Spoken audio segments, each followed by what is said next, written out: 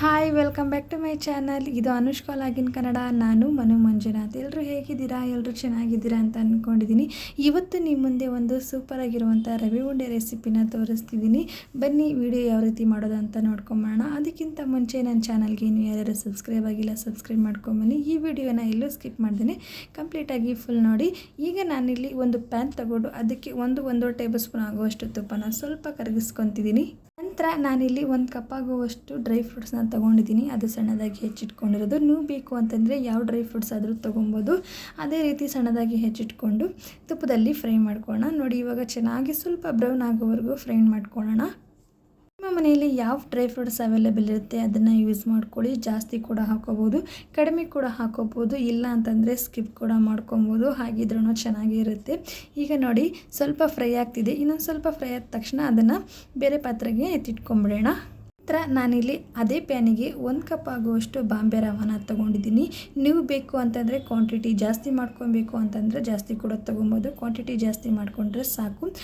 ಇವಾಗ ಬಾಂಬೆ ರವಾನ ಹಾಕಿ ಸ್ವಲ್ಪ ಅದು ಹಸಿ ಸ್ಮೆಲ್ವರೆಗೂ ಹೋಗೋವರೆಗೂ ಒಂದು 5-6 ನಿಮಿಷ ಆಗೋವರೆಗೂ ಲೋ ಫ್ಲೇಮಲ್ಲೇ ಚೆನ್ನಾಗಿ ಫ್ರೈ ಮಾಡ್ಕೊಳ್ಳೋಣ. ಸ್ವಲ್ಪ ಹಸಿ ವಾಸನೆ ಹೋದರೆ ಸಾಕು. ಜಾಸ್ತಿ ಏನು ಬ್ರೌನ್ ಕಲರ್ ಆಗೋವರೆಗೂ ಫ್ರೈ ಆಗೋದೇನು ಬೇಕಾಗಿಲ್ಲ. ತೊಗೊಂಡಿರೋ ರವಾದಲ್ಲಿ 7-8 ರವೆ ಉಂಡೆ ಆಗುತ್ತೆ.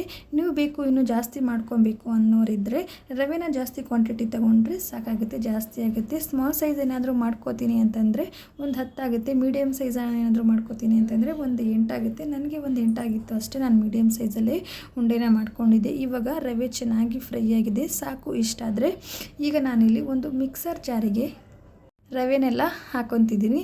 ನಂತರ ನಾನಿಲ್ಲಿ ರವೆ ತಗೊಂಡಿರುವಂತಹ ಮೆಜರ್ಮೆಂಟ್ ಕಪ್ಪಲ್ಲೇ 3/4 ಕಪ್ ಆಗುವಷ್ಟು ಸಕ್ಕರೆನ ತೊಗೊತಿದ್ದೀನಿ. ನೀವು ಜಾಸ್ತಿ ಮಾಡ್ಕೊಳ್ಳೋದಿದ್ದರೆ ಅದೇ ಕಪ್ ರವದಲ್ಲಿ ಅದೇ ಕಪ್ ಸಕ್ಕರೆನ ನೋಡಿಕೊಂಡು ಹಾಕ್ಕೊಳ್ಳಿ, ಸರಿ ಹೋಗುತ್ತೆ. ಈಗ ನಾನು ಎರಡನ್ನೂ ಹಾಕ್ಕೊಂಡು ಜಸ್ಟ್ ಮಿಕ್ಸರ್ ಜಾರ್ದಲ್ಲಿ ಜಸ್ಟ್ ಆನ್ ಮಾಡೋದು ಆಫ್ ಮಾಡೋದು ಅಷ್ಟೇ. ಜಾಸ್ತಿ ಪೌಡ್ರ್ ಏನು ಮಾಡ್ಕೊಳ್ಳೋಕೆ ಹೋಗಬೇಡಿ. ಜಸ್ಟ್ ಆನ್ ಆಫ್ ಅಷ್ಟೇ. ಒಂದೇ ಒಂದು ರೌಂಡ್ ಸಾಕು ಅಷ್ಟೇ. ನೋಡಿ, ಇವಾಗ ನಾನಿಲ್ಲಿ ತೋರಿಸ್ತೀನಿ. ಈ ಥರ ಆದರೆ ಸಾಕು. ಈಗ ನಾನಿಲ್ಲಿ ಇನ್ನೊಂದು ಪ್ಯಾನಿಗೆ ಇದನ್ನೆಲ್ಲ ಟ್ರಾನ್ಸ್ಫರ್ ಮಾಡ್ಕೊಳ್ಳೋಣ.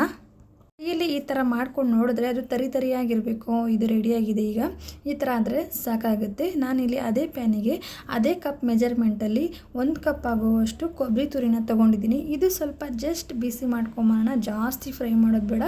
ಸ್ವಲ್ಪ ಬಿಸಿ ಆದರೆ ಸಾಕು. ಇವಾಗ ಇದು ಆಗಿದೆ. ಇದಕ್ಕೆ ನಾನು ಮಿಕ್ಕಿರುವಂಥ ಇಂಗ್ರೀಡಿಯೆಂಟ್ಸ್ ಏನಿದೆ ಅದನ್ನೆಲ್ಲ ಆ್ಯಡ್ ಮಾಡಿಕೊಂಡು ಚೆನ್ನಾಗಿ ಮಿಕ್ಸ್ ಮಾಡ್ಕೊಳ್ಳೋಣ. ಅತಿ ಕಡಿಮೆ ಸಮಯದಲ್ಲಿ ರವೆ ಉಂಡೆ ಮಾಡ್ಕೊಂಬಿಡ್ಬೋದು. ಒಂದು 10-15 ನಿಮಿಷ ಆದರೆ ಸಾಕಾಗುತ್ತೆ. ಈಸಿಯಾಗಿ ರವೆ ಉಂಡೆ ಮಾಡ್ಕೊಂಬಿಡ್ಬೋದು. ನೀವು ಇದೇ ಹಾಕಬೇಕು ಅದೇ ಹಾಕಬೇಕು ಅಂತೇನಿಲ್ಲ. ನಾರ್ಮಲಾಗಿ ಎಲ್ಲರ ಮನೆಯಲ್ಲೂ ರವೆ ಸಕ್ಕರೆ ಇದ್ದೇ ಇರುತ್ತೆ. ಅದನ್ನೇ ಯೂಸ್ ಮಾಡಿಕೊಂಡು ಮಾಡ್ಕೊಬೋದು. ತುಂಬಾ ಚೆನ್ನಾಗಿರುತ್ತೆ. ಇದು ಬೇಕಾದರೆ 10-15 ನಿಮಿಷದವರೆಗೂ ಸ್ಟೋರ್ ಮಾಡ್ಕೋಬೇಕು. ಈಗ ನಾನು ಎಲ್ಲ ಇಂಗ್ರೀಡಿಯೆಂಟ್ಸ್ನ ಹಾಕಿದ್ದೀನಿ. ಅದಕ್ಕೆ ಸ್ವಲ್ಪ ಏಲಕ್ಕಿ ಪುಡಿನ ಮಿಕ್ಸ್ ಮಾಡಿಕೊಂಡು ನೋಡಿ ನಾನು ಯಾವ ರೀತಿ ಕಲಿಸ್ತಿದ್ದೀನಿ ಅಂತ. ನಾವು ಕಲಿಸ್ಬೇಕಾದ್ರೆ ಅದು ಸ್ವಲ್ಪ ಉಂಡೆ ರೀತಿ ಆಗಬೇಕು. ಅದರಲ್ಲಿರೋ ಸಕ್ಕರೆ ಇದೆಲ್ಲ ಕರಗ್ತಿರುತ್ತಲ್ಲ, ಸೊ ಹಾಗಾಗಿ ಚೆನ್ನಾಗಿ ಸ್ವಲ್ಪ ಮಿಕ್ಸ್ ಮಾಡ್ಕೊಳ್ಳೋಣ. ಒಂದು ಉಂಡೆ ಥರ ಕಟ್ಕೊತಾ ಇರುತ್ತೆ, ನೋಡಿದ್ರೆ ನಿಮ್ಗೆ ಗೊತ್ತಾಗುತ್ತೆ. ಅದು ಚೆನ್ನಾಗಿ ಮಿಕ್ಸ್ ಮಾಡ್ಕೊಳ್ಳೋಣ. ಆದಷ್ಟು ಮಿಕ್ಸ್ ಮಾಡಿಕೊಂಡ್ರೆ ಅದರಲ್ಲಿರುವಂಥ ಸಕ್ಕರೆ ಎಲ್ಲ ಚೆನ್ನಾಗಿ ಕರಗ್ತಾ ಇರುತ್ತೆ. ಹಾಗೆ ತುಂಬಾ ರವೆ ಉಂಡೆ ಚೆನ್ನಾಗಾಗುತ್ತೆ. ಹಾಗೆ ತುಂಬ ದಿನ ಸ್ಟೋರ್ ಕೂಡ ಮಾಡ್ಕೊಬೋದು. ಈಗ ನೋಡಿ ಮಿಕ್ಸ್ ಆಗಿದೆ. ನಾನು ಇದಕ್ಕೆ ಕಾಯಿಸಿರುವಂಥ ಒಂದು 5-6 ಟೇಬಲ್ ಸ್ಪೂನ್ ಆಗುವಷ್ಟು ಹಾಲನ್ನ ತೊಗೊತಿದ್ದೀನಿ. ಮೊದಲಿಗೆ 1-2 ಟೇಬಲ್ ಸ್ಪೂನ್ ಆಗುವಷ್ಟು ಹಾಕ್ಕೊಂಡು ಚೆನ್ನಾಗಿ ಮಿಕ್ಸ್ ಮಾಡ್ಕೊಳ್ಳೋಣ. ಹಾಲು ಸ್ವಲ್ಪ ಬಿಸಿನೇ ಇರಲಿ. ಈ ಥರ ಚೆನ್ನಾಗಿ ಮಿಕ್ಸ್ ಮಾಡ್ಕೊಂಬಿಡೋಣ. ಈಗ ಚೆನ್ನಾಗಿ ಮಿಕ್ಸ್ ಮಾಡ್ಕೊಂಡ ನಂತರ ಸ್ವಲ್ಪನೇ ಹಾಲನ್ನ ಹಾಕಿ ಮಿಕ್ಸ್ ಮಾಡ್ಕೊಂಬಿಡೋಣ. ಜಾಸ್ತಿ ಕೂಡ ಹಾಲು ಹಾಕೋಕೆ ಹೋಗ್ಬೇಡಿ, ಫುಲ್ ನೀರು ಥರ ಆಗೋಗ್ಬಿಡುತ್ತೆ. ಉಂಡೆ ನಿಮಗೆ ಗೊತ್ತಾಗುತ್ತೆ, ಹಾಲು ಹಾಕಿದ್ರೆ ಉಂಡೆ ಕಟ್ಕೊಳ್ಳುತ್ತೆ.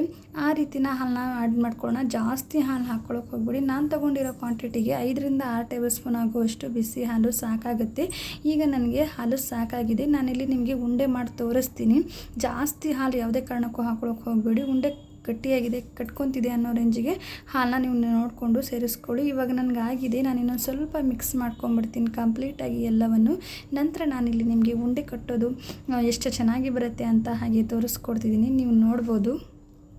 ಜಾಸ್ತಿ ಕಲಿಸ್ಕೊಳ್ಳೋದ್ರಿಂದ ಹಾಗೆ ಸಕ್ಕರೆ ಕೂಡ ಕರಗ್ತಾ ಇರುತ್ತೆ. ನಾರ್ಮಲಾಗಿ ಉಂಡೆ ತುಂಬ ಚೆನ್ನಾಗಾಗುತ್ತೆ. ನೋಡಿ ನಾನೊಂದು ತೋರಿಸ್ತೀನಿ. ಈ ಥರ ಒಂದು ಸ್ವಲ್ಪ ತಗೊಂಡು ಹಾಗೆ ಈ ಕೈಯಿಂದ ಸ್ವಲ್ಪ ಗಟ್ಟಿಯಾಗಿ ಪ್ರೆಸ್ ಮಾಡಿಕೊಂಡು ನಿಮಗೆ ಯಾವ ಸೈಜ್ ಬೇಕೋ ಆ ಸೈಜ್ ಉಂಡೆನ ಕಟ್ಕೊಂಡ್ರೆ ಸೂಪರಾಗಿರುವಂಥ ರವೆ ಉಂಡೆ ರೆಡಿನೇ ಆಗೋಗಿಬಿಡುತ್ತೆ. ಬೇಕಾಗಿರುವಂಥ ಸೈಜಿಗೆ ನೀವು ಉಂಡೆಗಳನ್ನ ಮಾಡ್ಕೊಬೋದು. ನಾನಿಲ್ಲಿ ಈ ಸೈಜಿಗೆ ಮಾಡ್ಕೊಂಡಿದ್ದೀನಿ. ಇದರಲ್ಲಿ ನನಗೆ ಒಂದು 6ರಿಂದ 7 ರವೆ ಉಂಡೆಗಳಾಗಿತ್ತು ಅಷ್ಟೇ. ನೀವು ಬೇಕು ಅಂತಂದರೆ ಸ್ಮಾಲ್ ಇದ್ದರೂ ಸ್ಮಾಲ್ ಮಾಡ್ಕೊಬೋದು. ನೋಡ್ಕೊಂಬಂದ್ರಲ್ಲ ಎಷ್ಟು ಈಸಿಯಾಗಿ ರವೆ ಉಂಡೆ ಮಾಡೋದು ಅಂತ. ಹಾಗೆ ನನ್ನ ಚಾನಲ್ಗೆ ಇನ್ನೂ ಯಾರಾದರೂ ಸಬ್ಸ್ಕ್ರೈಬ್ ಆಗಿಲ್ಲ, ಸಬ್ಸ್ಕ್ರೈಬ್ ಮಾಡ್ಕೊಳ್ಳಿ. ಈ ವಿಡಿಯೋ ಇಷ್ಟ ಆದಲ್ಲಿ ಒಂದು ಖಂಡಿತವಾಗ್ಲೂ ಲೈಕ್ ಕೊಡಿ.